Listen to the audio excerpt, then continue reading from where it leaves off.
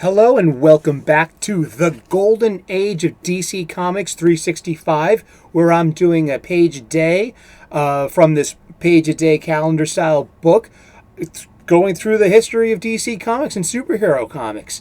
And it's a coffee table book. It got years ago, so it's been on my different coffee tables for the better part of 2 decades, and we're just going through it. So let's see what's today. Today is January 18th, El 18.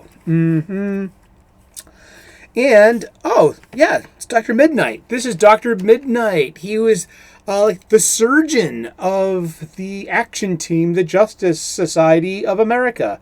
Yeah, he was blind, or he faked being blind, and he was like mostly colorblind.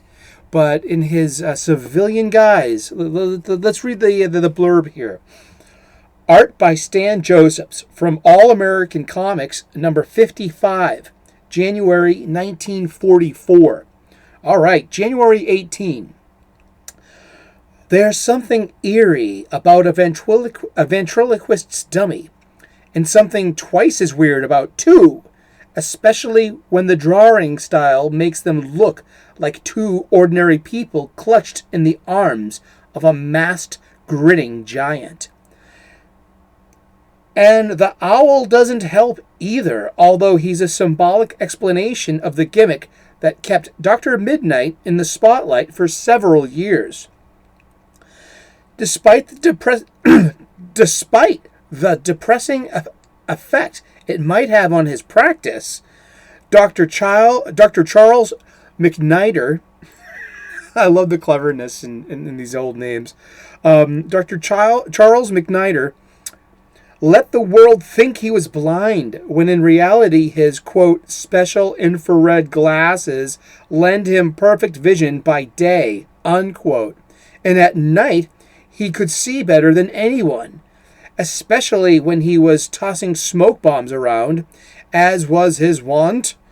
Created by Charles Reisenstein and Stanley Oshmeyer, the Good Doctor had his own series and was also a member of good standing in the Justice Society of America, the JSA. Yeah, the first super team. And and it's the golden days of DC Comics. And I remember there was a new Dr. Midnight, and it was a lady, and it was the beginning of the 80s. And also there was a new Wildcat. Wildcat's someone that we're coming up on any day now. And that was also a lady, and a Hispanic lady. I remember that one too. So these notions of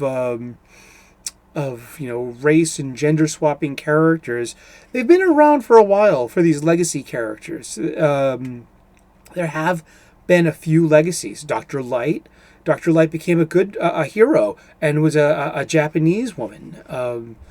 There was just the full spectrum of people's identities. It's quite often there's been fair representation for a long time.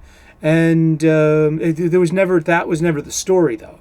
The story was always about telling the superhero funny book and the superhero comic book. So let's look at the that art once again. We got a spooky owl, and that's the ventriloquist thing. Remember, this is from 1944.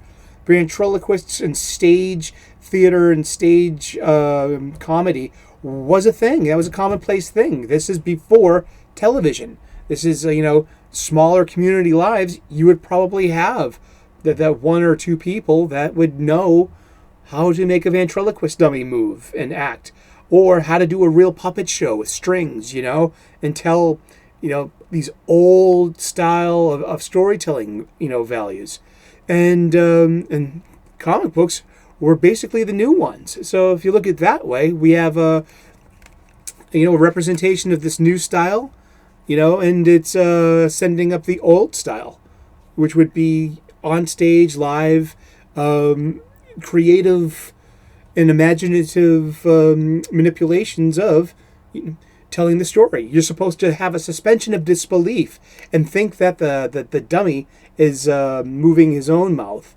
and that's all dependent on how good the artist is in comics and on stage. So, yeah, that's what we got to have for today. Hey, we're going to talk about comic books every day for the rest of the year. What are you doing tomorrow at 3 o'clock Eastern? Well, come on by, and we're going to be talking comic books again. And thank you so much for tuning in. Give me a thumbs up if you like this kind of material. Give me a thumbs down if you didn't. I'm a big lad. I can handle it. I would like to earn your subscription, be part of your daily YouTube day. I also make cooking videos. I'm a professional line cook. I can give you restaurant level quality hacks and to make your food look nutritious, delicious, and beautiful that you can share with your loved ones. So yeah, tune in. And I'm also an amateur theologian, an ordained minister. We get spiritual. I say let's get spiritual, and we do quite often. And thanks for tuning in to the golden age of DC Comics 365. I'm talking comic books with you. Leave a comment in the comment section and you can talk comic books with me. All right, cheers. Deal.